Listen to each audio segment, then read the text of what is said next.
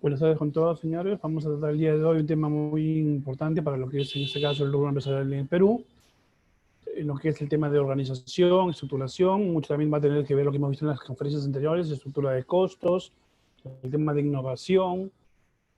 Digamos que el tema de hoy concentra y es un compendio de las conferencias que hemos dado anteriormente, ya que es un tema muy importante. Con mucho gusto después tienen mis contactos para que me escriban, me consulten, me sugieran. El tema que vamos a ver hoy día es emprendimiento familiar. Digas, en este caso, empresas familiares.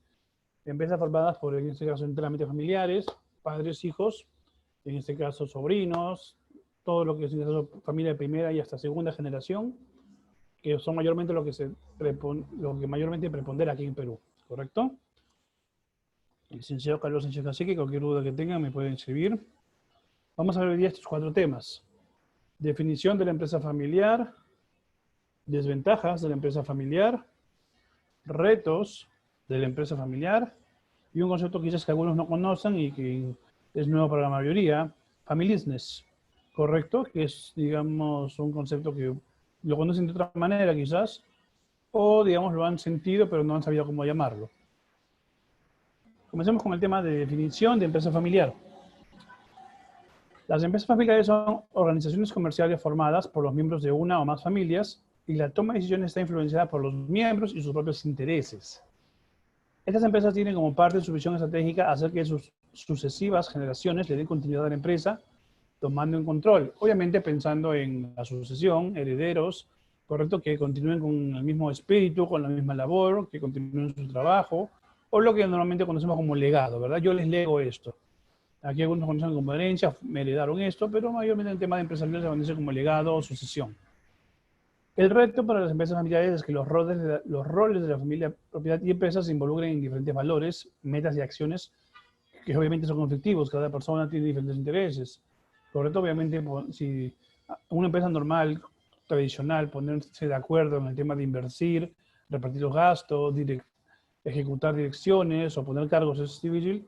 Para un tema familiar donde hay un vínculo emocional de por sí, el tema es un poco más delicado, ¿correcto? Por el tema de que son gente de tu confianza, te conoce, tú los conoces, y por más confianza o, digamos, familiaridad, a veces tocar temas o delegar funciones no es una tarea fácil. Este modelo es generalmente usado para 3 roles principales, ¿correcto? Familia, empresa y propiedad.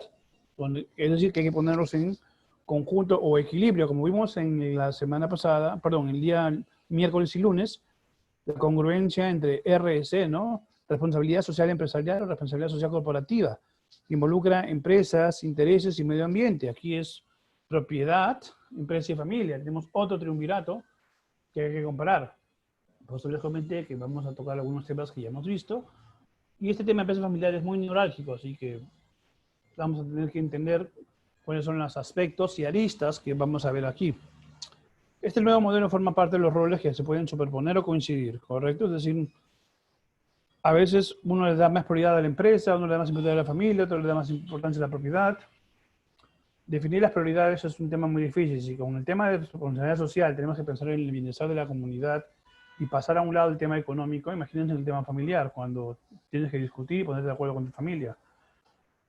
Si en la empresa o en la pequeña familia nuclear que tenemos aquí, ponerse de acuerdo muchas veces entre padre y madre es difícil. Imagínense como los dos empresarios y dueños de una empresa, dueños de una fábrica, dueños de una tienda, por ejemplo. ¿Correcto? Proceso de planificación. Todos los negocios necesitan planificación, pero las empresas familiares tienen que enfrentar adicionalmente la tarea de balancear las necesidades de negocio y familia. Existen 5 temas críticos donde las necesidades de la familia y las exigencias del negocio se superponen y requieren que una acción de planificación en paralelo para asegurar que el éxito empresarial no genere un desastre en la empresa o la familia. Es decir, estos temas que vamos a ver, que ustedes ya lo están viendo, son temas delicados, ¿correcto? Ponerse de acuerdo porque a veces genera conflicto familiar, resentimiento, distanciamiento y por ende en la empresa falta de mayoría, falta de inversión, no quieren trabajar, no se presentan o correcto simplemente el tema de no cumplir con una meta especializada, ¿verdad? Con una meta o con una cuota. El capital, cómo se distribuyen los recursos financieros de la empresa entre las necesidades de la familia, ¿correcto? ¿A quién le damos el dinero? ¿Quién se financia? Si tenemos en este caso un presupuesto, Y tenemos a familiares dentro de la empresa, tenemos a una familiar en producción, otra familiar en logística, otra familiar en ventas, una familiar en distribución, otra familiar en comercialización. Correcto, todo el mundo piensa que es prioridad por su misma labor, pero en este caso, como por dueño de la empresa, muchas veces tienes que ver quién recibe más o menos. Como les comenté, si es más, digamos, trabajoso o más complicado hacer para una empresa cuando no conoces a nadie, es mucho más difícil cuando es familia. El control, quién decide, quién tiene el poder de decisión. Correcto, una vez que una cosa es que como empresa sepas quién es tu jefe, quién decide y lo respetas, pero si tu jefe es tu esposo, si tu jefe es tu padre, si tu jefe es tu hermano, correcto, ahí es un tema ya un poco más neurálgico, ¿verdad? Ocupación. Algo principal que vamos a ver a lo largo de esta charla. Tenemos que contratar a personas obviamente capaces, pero muchas veces se confía en la familia por la confianza, la afinidad. ¿Cómo se selecciona la persona que ocupará la posición de líder o gobernador en la empresa y en la familia? ¿Correcto? Esta persona tiene que cumplir con los requisitos, haber sido educado, haber trabajado, ya que tú lo conoces, sabes de que es capaz, sabes su formación, sabes si puede cumplir o no. Digamos que a veces este tema de ocupación es un punto mucho más importante con el tema de lo que es capacidad. Aquí en nuestro querido país vemos el tema muchas veces controvertido de familiares contratados de mala manera. Hemos visto en lo que es las noticias, favoritismo, nepotismo, correcto, gente que no tiene los estudios, o a veces gente que simplemente está ahí por la argolla, bueno, no tiene las capacidades o el rendimiento necesario. Aquí lamentablemente en Perú lo vemos con el tema político. Si vamos al tema empresarial es un poco más grueso, pero en otros países, correcto, donde se aplica esto de una manera más restrictiva, es decir, no hay una capacidad de contratar familiares, sino simplemente persona capaz. Ahí no, fuera del país no siempre es el tema de nepotismo lo que domina, aunque sí se da, pero no con tanto énfasis como normalmente aquí se da. Conflicto.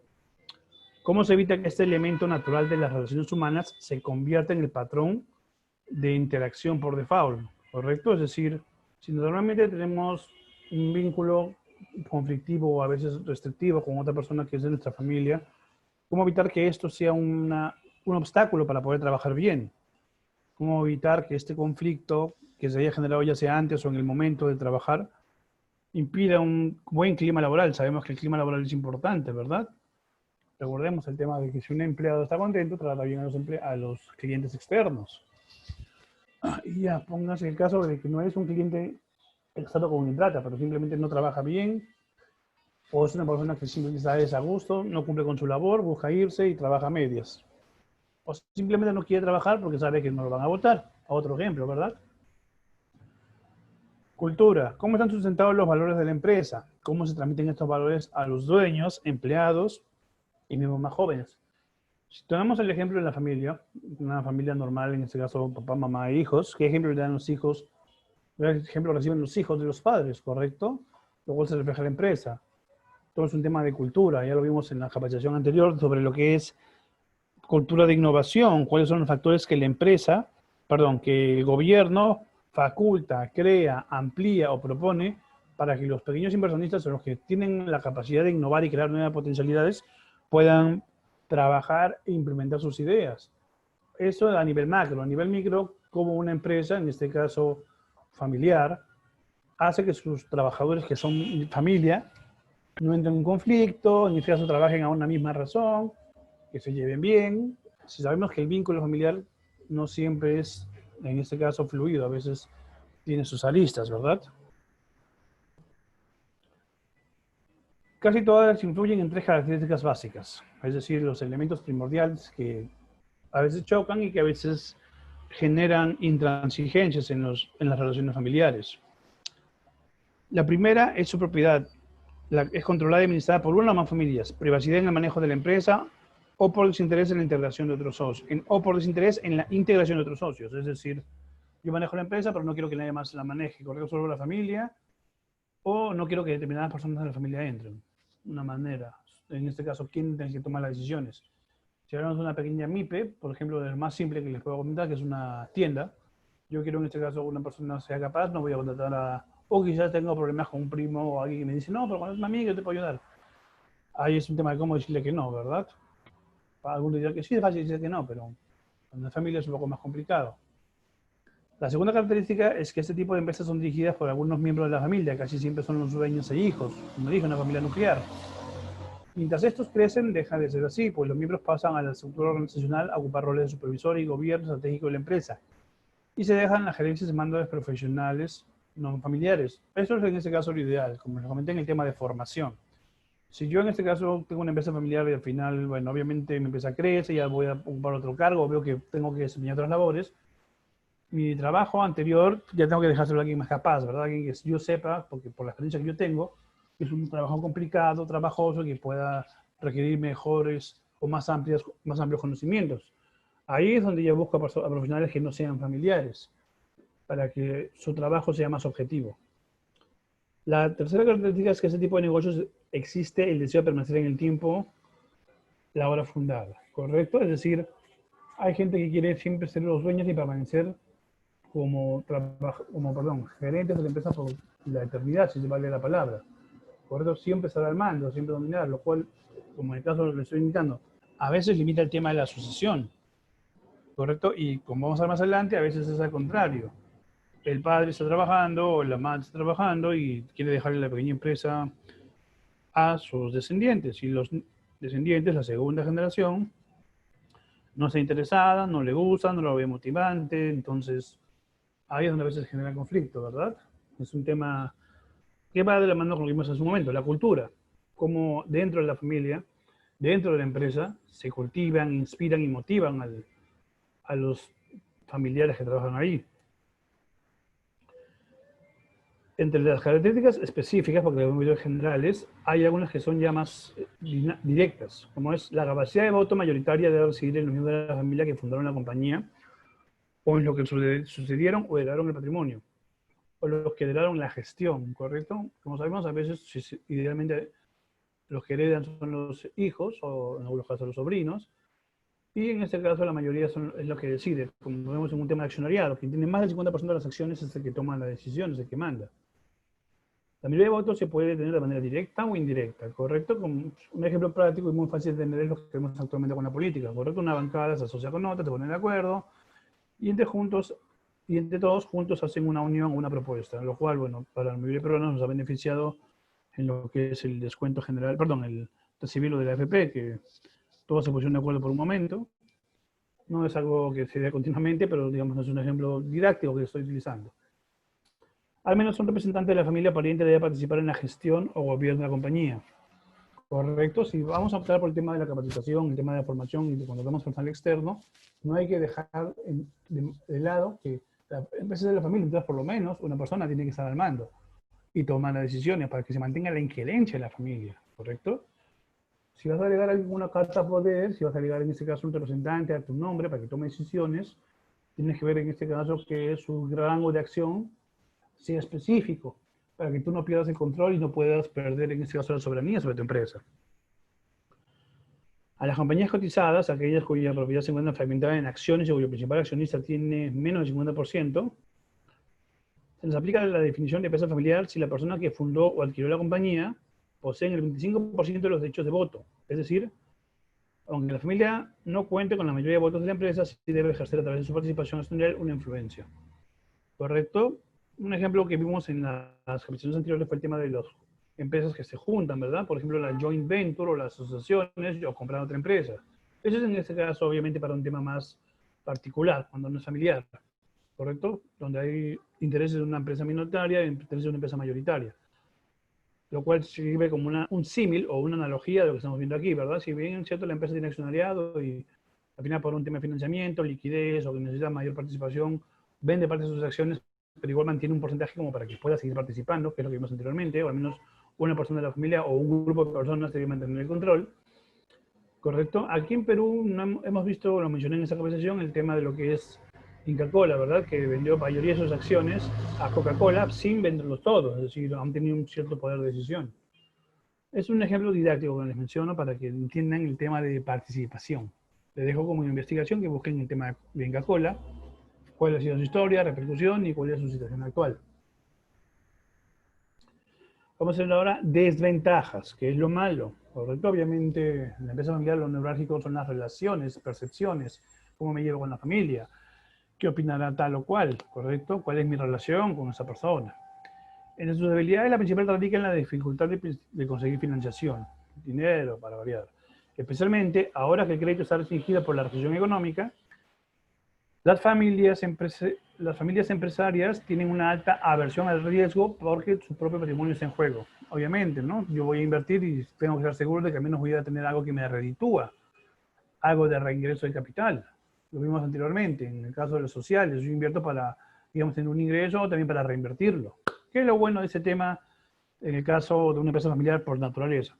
Las estructuras pequeñas permiten mayor acceso a la información, pueden, digamos, investigar más. Flexibilidad de horarios, obviamente, ¿no? Se le dan permisos, se le da facilidades por su familia. Mayores responsabilidades en una misma posición. Eso es algo dual. Se puede ser bueno en el tema de que hace más, pero a veces el exceso de funciones satura, o como con la frase, ¿no? El que mucho abarca, poco aprieta. Cultura propia mejor definida y crea compromiso. Si somos una familia, sabemos que nos gusta cuál es nuestra cultura, somos la familia trabajadora, somos una familia emprendedora, somos una familia en este caso que dedica siempre al bienestar. Son lemas que escuchan algunas empresas familiares. Pasión familiar por la misión de la empresa y formación de cultura integradora. Correcto, integradora en el sentido del clima laboral, ¿no? ¿Cuál es el trato que se tiene hacia los empleados, que son directos o indirectos? Una manera de que también se sientan familia. Correcto, puede ser que tengamos trabajadores que no sean familia, pero el trato, las familiaridades que se tienen con ellos, hace que sean bastante cercanos a nosotros. Dirección independiente, autonomía y rapidez en la toma de decisiones. Obviamente, si somos familia, no hay mucho que consultar, ¿verdad? Por lo general, algunos estamos todos de acuerdo en forma unánime, no digo que siempre, pero se da de manera general en algunos casos. Menores procesos o filtros, por el tema, obviamente, de facilidad administrativa, ¿no? De evitar trámites innecesarios. No hay tanta burocracia muchas veces en el tema familiar. Se necesita un tema de lo que es compromiso, identidad, y en este caso también un poco de conocimientos para el tema de manejar procesos. Buenas y duraderas relaciones con el personal, proveedores y clientes. Justamente la familia es un tema de vínculos emocionales. Ser cabeza de león en las diferentes posiciones que se pueden llevar a cabo. Sea el que toma decisiones, sea el jefe, correcto, el emblema. Él representa a la familia, él es parte de, es una manera de llevar la imagen de la empresa y manejar las decisiones. Vamos a ver las desventajas propiamente. Prestaciones de ley, a veces el gobierno no da tantas facilidades, estamos hablando de los requisitos, lo vimos en el tema de innovación, la cultura, el gobierno pone en este caso restricciones, también lo vimos en el tema de la empresa social, donde muchas veces no hay muchas leyes que favorezcan o que solamente son para un determinado sector. Sueldos por debajo del mercado. Bueno, si hablamos del tema de ahorro, en el tema familiar a veces se aplica ese tema, ¿verdad? Conflictos familiares que perjudican decisiones y o resultados. Estamos hablando básicamente de las percepciones y cuál es el rumbo que cada persona quiere tomar. Falta de sucesor competente y calificado. Lo principal que les mencioné. Yo puedo poner a mi hijo, pero no sé si mi hijo está capacitado, o por más que esté capacitado, no sé si él quiere, qué tanto lo quiere. Correcto. Un tema de capacitación y compromiso, diría yo, que es el tema más importante en el tema de una empresa familiar. Una persona que esté integrada a la labor que desempeñamos siempre, tiene que ser obviamente capaz, formada y con experiencia. Dificultad de atraer y mantener buenos talentos. Obviamente a veces se piensa que es un grupo cerrado. Por otro, se ha visto muchas empresas que no necesariamente son familiares, pero se piensa que por su mismo trabajo, por su mismo manera a veces de proceso de selección, son bastante restrictivas. Pueden caer en este, digamos, paradigma de que son familiares, pero no lo son, sino por el tema de empresas cerradas en el tema de que no dejan entrar a nadie. Básicamente es un tema que buscan no solamente sus contactos, en el caso de los particulares que no son familiares, nos referimos a los contactos, ¿verdad? Personas que ellos saben que son sus referidos. Mayor rigidez a los cambios o mejores prácticas. Como es una empresa familiar, tradicional, esta es la manera de hacer las cosas, así siempre se ha hecho. Esa es la manera de la familia. Hemos escuchado esas frases en algún momento, ¿verdad? Ya sea en nuestra casa o los que hemos trabajado con familiares, sabemos que así siempre se ha hecho, o así es la política de la empresa, así es la política de la familia. Bueno, digamos, es un tema rígido. Falta de crecimiento para los empleados. Algunos no ascienden, algunos se quedan ahí por el tema de capacidad, comodidad, y mal dicho sea de paso, a veces también por un tema de comodidad. Es más cómodo tenerlo ahí para que no esté aburrido, para que esté haciendo algo. Se ve en el tema de las relaciones familiares. Frecuentemente se carecen de las herramientas adecuadas para la eficiencia de la operación diaria. Actualizar la empresa es un tema trabajoso. De por sí, para las empresas particulares es un tema de reto. Conseguir financiamiento, como hemos visto, y conseguir en este caso que se inversionistas que se pongan la camiseta también para apostar con la empresa.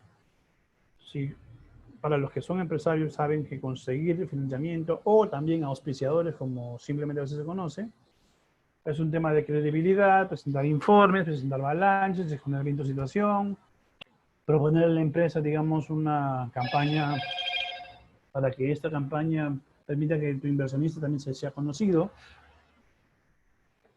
Estamos hablando de empresa particular. Imagínense para una empresa familiar, donde sabemos que los que trabajan ahí son de la misma familia y en este caso a veces no siempre se ponen de acuerdo en la presentación, no saben de acuerdo en qué invertir y por más que estén de acuerdo, invertir en una empresa familiar donde sabemos que todos son familiares no es por ser, digamos, despectivo, pero a veces genera un cierto, digamos, sentimiento de duda, no rencor, perdón, es duda, en el sentido de que si serán capaces de cumplir con los objetivos que se les propone. Yo puedo invertir, esa plata la empresa necesita para su, o correcto, mejoramiento de inversión, pero yo como empresario que voy a invertir en esta empresa familiar, ¿qué tan seguro estoy de que mi inversión va a retornar? ¿Correcto? Es un tema de algo que ayudaría o que se entendía porque a veces tienen frecuentemente problemas de financiación.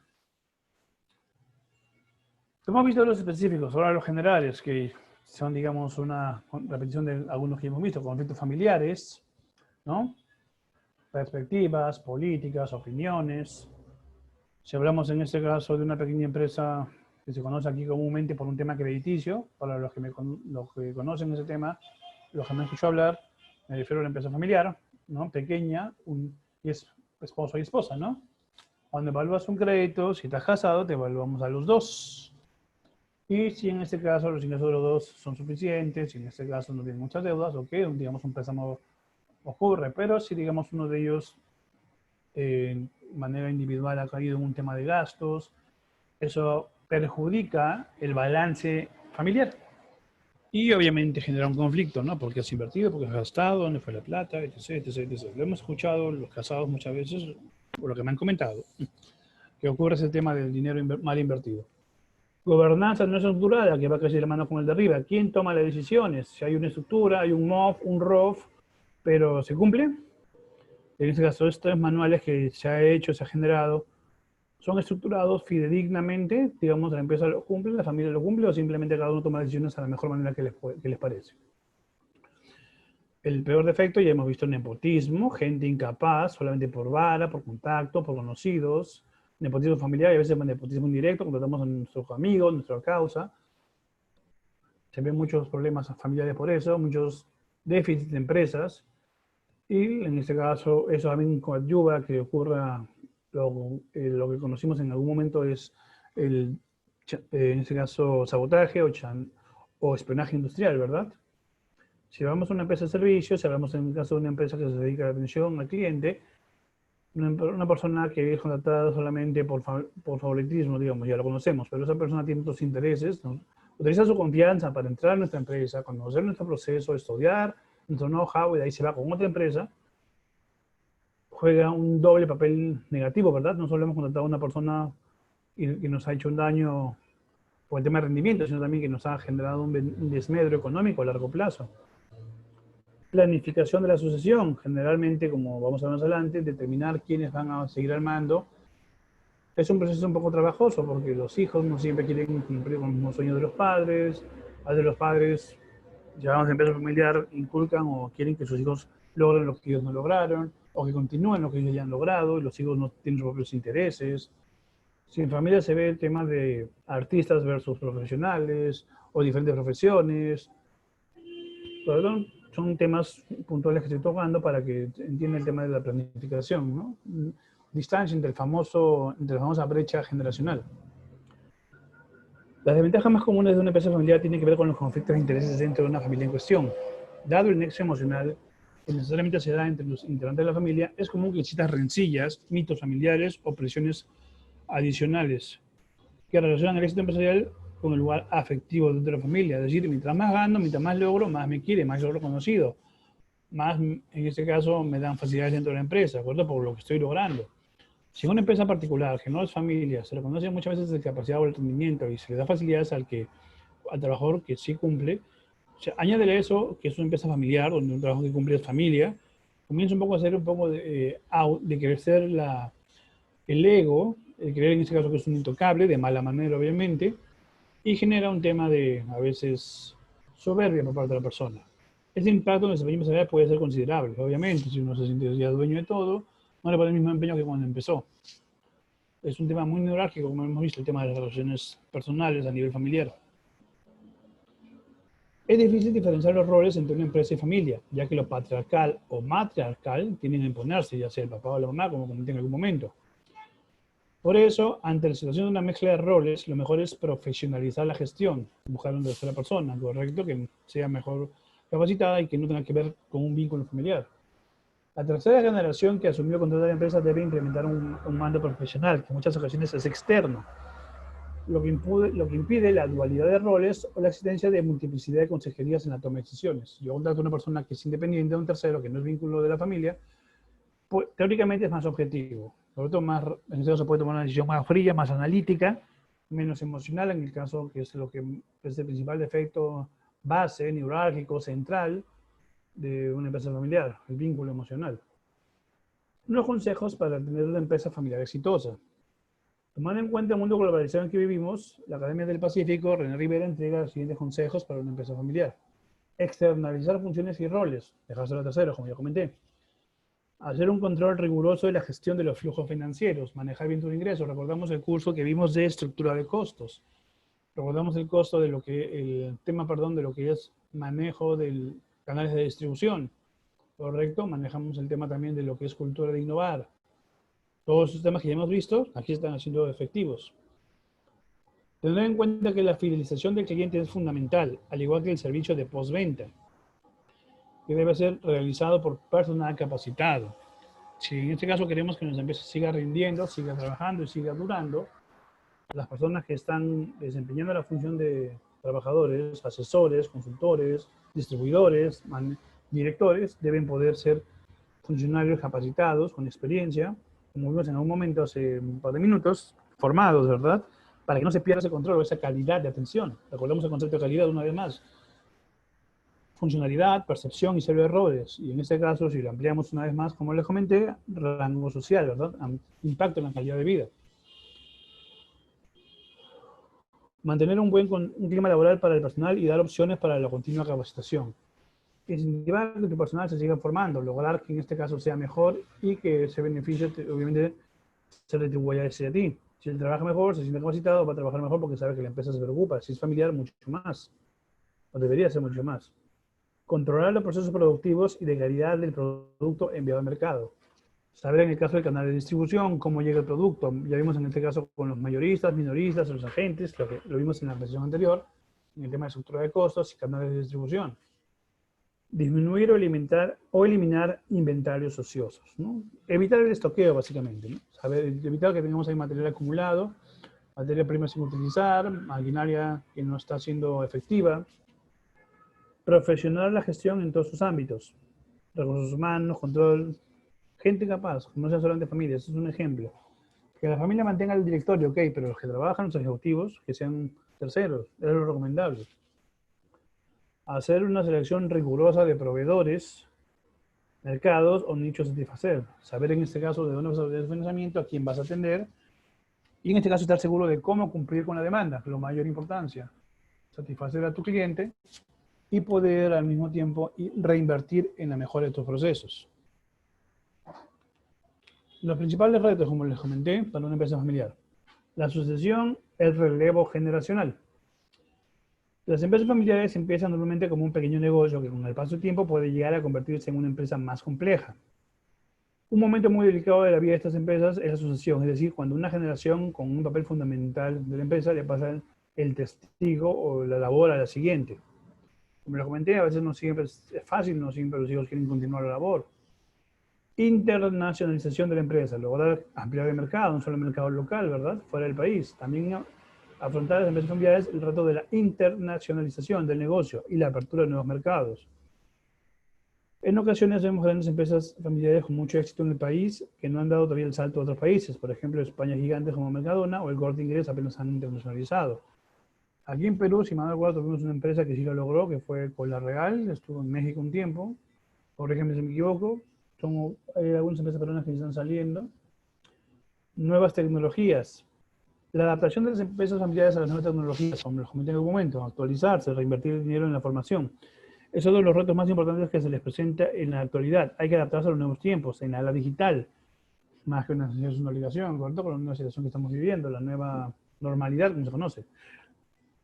Aversión al riesgo. Sabemos que por un capital privado invertir dinero es muy, en este caso, conflictivo en el tema de conciliar intereses o decidirse. Una empresa familiar más aún si tú vas a invertir en una empresa familiar, peor. Correcto, las empresas familiares suelen estar constituidas por capital propio, por lo que la tolerancia al riesgo es menor que en otras empresas, ya que están jugando su propio patrimonio. Ese instinto conservador es positivo y salvaguarda a estas empresas de aventuras temerarias, pero los excesos, o sea, tomar demasiadas precauciones puede provocar que se oportunidades o no se reaccione a tiempo. Conflictos entre empresa y familia. Los conflictos entre la empresa y la familia pueden dañar a la empresa familiar. Hay que saber separar los asuntos del negocio, de la empresa, de la vida familiar, y esto no siempre es fácil. Las relaciones neurálgicas en ese sentido son muy determinantes al momento de saber quién toma la decisión, qué se compra, qué se hace, qué no se hace. Lo vamos a ver más adelante como requisitos, elementos que distancian al tema de comunicación familiar. Correcto, las tendencias. ¿Qué es lo que está actualmente en las familias en este nuevo siglo XXI? La transición generacional reemplaza el plan de sucesión, ¿correcto? La dirección se ha convertido en un trabajo de equipo, o sea, se trata de ponerse de acuerdo. El propietario, el dueño de la empresa también participa. La planeación estratégica es una prioridad. Se sofistican las finanzas. Profesionalización, muy importante. Están decidiéndose ahora las empresas al tener personal que rinda, que sea formado, especialista, no solamente familiares. Sucesión ejecutiva. Lo más importante, ojo, el rol de la mujer, que lamentablemente durante muchos años estuvo desplazado y ahora tiene un mercado potencial que se puede aprovechar. Si le damos las oportunidades, ellas pueden llevar mucho mejor. Sabemos que las mujeres llevan mejor la economía de la casa como base, mucho mejor van a poder tomar una economía empresarial, ¿verdad? Pueden optimizar. Servicios, correcto, se dedican más no a la producción de material o materia prima, sino trabajar una mejor calidad de vida. Educación y consultoría, realidades, son en este caso los elementos que saben donde se puede invertir, donde más se necesita. Como vimos en la empresa social, queremos mejorar la calidad de vida, entonces invertimos en donde más hace falta la participación de la empresa privada, educación y consultoría. En el caso de nuestro querido y adorado país, 5 retos que afrontan las empresas familiares peruanas. Manejar los conflictos familiares causados por negocios. Se debe buscar un balance entre la empresa y la familia, pero lo hemos visto a lo largo de toda esta charla. Ponerse de acuerdo, entender y internalizar la cultura empresarial es un trabajo largo. La sucesión de la segunda generación. Muchas veces los fundadores se sienten cortos en pedir a sus hijos que se involucren, es decir, no siempre lo consideran. Si por un lado a veces los hijos no quieren trabajar o no quieren continuar con la labor, a veces los padres, si los hijos quieren, los padres no lo consideran que no son serios, consideran que no son responsables o consideran que no están formados. No, básicamente no los consideran listos, por eso se sienten cortos. Separar, ojo, muy importante, separar la caja de la familia de la caja de la empresa, saber que los gastos tienen que controlarse. A veces se utiliza un tema de sacar dinero familiar para un tema empresarial o viceversa, no se debe hacer eso. Controlarse, tener un orden. Separar los ámbitos de la intervención de la familia en el negocio. Si bien la familia es importante tomar decisiones, no siempre todas las decisiones van a centrarse o van a tener repercusión en el trabajo. ¿Correcto? No todas las familias siempre van a decidir sobre A, B o C. A veces tú como empresario tienes que tomar tus decisiones solo. La profesionalización, evitar incorporar a familiares para la gestión. Correcto, lo que hemos visto desde un principio. Evitar que en este caso saturemos a la empresa con familiares. Casi el 80% de Perú el 80% de las empresas en el Perú son familiares, generando el 65% de empleo, el 40% de la producción interna del país. Sin embargo, sobre el 30% alcanza a la segunda generación. Y solo un 15% de la tercera. Estamos hablando de sucesión, los hijos o los nietos. Una empresa familiar debe aprender la importancia de gestionar adecuadamente el negocio, además de llevar una adecuada sucesión y repartición de funciones. Obviamente, estructurarse bien. Obviamente, ordenar su trabajo para distribuirlo adecuadamente. Ejemplo de empresas familiares que quizás ustedes no sabían que eran así. Walmart. Esa colosal cadena estadounidense de tiendas de descuento fue fundada en los años 60 por Sam Walton Y hasta el día de hoy, ellos tienen el 48% de las acciones. Ford, la mítica empresa automotriz de Henry Ford, el genio creador del modelo, es todavía administrada por sus descendientes, quienes tienen el 40% de las acciones. Comcast, esta empresa proveedora de servicios de televisión por cable, es entre las más grandes del mundo. Se fundó en el 63 y actualmente el hijo de los fundadores es el líder de la empresa. BMW, los carros, algunos tienen uno de estos. Si bien esa empresa de automóviles alemana no fue fundada por la familia, que hoy en día la dirige, es cierto que luego de la Segunda Guerra Mundial, el señor Günther Quandt compró una fuerte participación en la misma y le legó desde entonces a sus descendientes, que puede ser el 48%. No es una empresa netamente fundadora, pero sí es una empresa familiar participativa que continúa el legado de sucesión de acciones. Toyota. Esa empresa automotriz nipona pertenece a la familia Toyota y durante décadas ella ocupó la totalidad de sus acciones. Desde el 93 ya no es así. Pero en este caso, parece que el CEO, Akio Toyoda, descendiente del fundador, aún mantiene la dirección. Aquí en este caso tenemos, en el caso del Perú, una empresa que se dedica a apoyar a las empresas familiares, que aquí vamos a ver algunas. Hemos visto algunas, les recomiendo que entren a esta página. Ahí van a ver la gran cantidad de empresas familiares que están actualmente en el Perú y que tú no sabías o que uno no sabía que eran de este rubro. Vamos a ver ahora Familines, lo que les comenté, que es un concepto nuevo para algunos, que tiene otro nombre como algunos no conocen. Se entiende por Familines al conjunto de recursos que son distintivos de una empresa como resultado de la implicación de la familia propietaria. Este concepto se basa en el enfoque de la empresa basada en sus recursos. Se consideran la empresa como un conjunto de recursos y capacidades único. Aquí no voy a mencionar todos estos, sino realmente los dejo para que ustedes lo lean. En este caso, ¿cuáles son los recursos que utiliza una empresa? ¿Correcto? Su cultura, ¿cuáles son sus elementos? En el Family Business podemos también verlo de una manera más didáctica como la manera de utilizar sus elementos, cómo trabajan ellos, cuál es su uso, su know-how para trabajar. Know-how para empresa en particular, en Family Business, para una empresa familiar, sería una analogía muy práctica de entender para saber en este caso cuál es su manera de hacer las cosas. Manera de hacer las cosas de la manera, ¿no? La cultura, reputación, confianza, lo que están viendo aquí, son elementos muy importantes en lo que es la empresa. Y la manera en que los aplican, la manera en que los promocionan, distribuyen, ejecutan, es muy importante para que así, en ese caso, la empresa sea reconocida, mejore su funcionamiento y también para que esta empresa pueda tener continuidad a lo largo del tiempo. Recordemos un concepto que vimos en las primeras clases.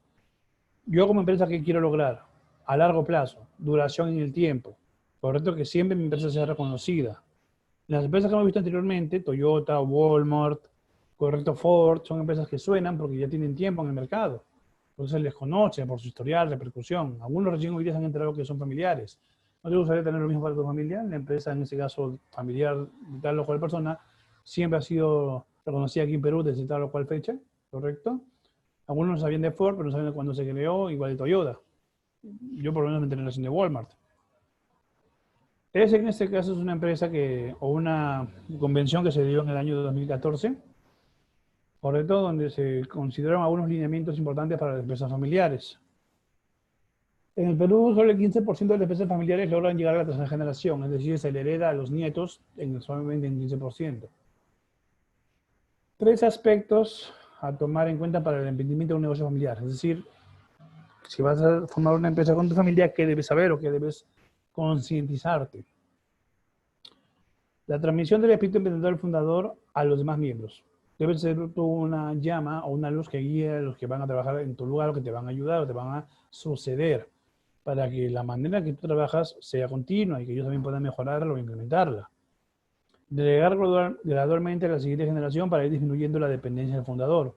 ¿Correcto? Es decir, que los hijos o nietos poco a poco se vayan vinculando a la empresa para que aprendan la cultura. Una práctica recomendable es comunicar y analizar en equipo. Podemos hacer esto, vamos a hacer esto, una política de empresa va a ser esta. Profesionar la empresa, tanto en áreas funcionales como en las de apoyo. Que hemos visto que en este caso es muy importante la formación, hay que entender que no solamente en áreas neurálgicas, sino en áreas donde no hay mucha capacidad de acción, igual hay que contratar personal capacitado para que este personal pueda cumplir con lo que se le está pidiendo, con las exigencias propias del mercado. Lograr que nuestra empresa sea funcional depende mucho de cómo se maneja la misma empresa. El equipo estatal de la Universidad de Piura recomienda estas recomendaciones para que una empresa familiar pueda mantenerse. Tratar a la empresa como una empresa y a la familia como una familia. Diferenciación de roles, señores. No confundan, ya lo hemos visto y lo estamos repitiendo desde la sociedad. Ser objetivos. Anticiparse y evitar las sorpresas, que son el principal enemigo. Disponer de órganos de gobierno para estudiar decisiones importantes, tanto en la empresa como en la familia. Tener en ese caso una manera estructural de recibir información y formación legal. Correcto, también en este caso asesoría para tomar decisiones. Y estar al tanto de cuáles son los lineamientos del gobierno para las empresas en general. Prestar atención de manera simultánea tanto al tema de crecimiento de la empresa o la familia. Correcto, saber en este caso cuánto quieres ampliar la familia. Y en este caso, si tú quieres que tu empresa también se expanda en el sentido de ampliar tu mercado. Son obviamente prácticas diferentes, pero hay que tener en cuenta que si hay a veces más familiares, a veces ellos necesitan formación antes de incorporarse al trabajo. Correcto, puede que sea la familia, pero no necesariamente esa familia que aumenta tiene que entrar a trabajar a nuestra empresa, por lo menos no, por el momento, dependiendo de su requerimiento, formación y análisis objetivo. Atender el proceso de sucesión de la propiedad del gobierno y la dirección del negocio. Obviamente, saber a quién le vas a heredar, correcto, cuáles son los lineamientos o las leyes que da el gobierno para las empresas de este rubro y a dónde se dirige la empresa. Saber en este caso cómo se toman las decisiones y el trabajo que se está realizando, si es objetivo, redituable, mantenible, sustentable.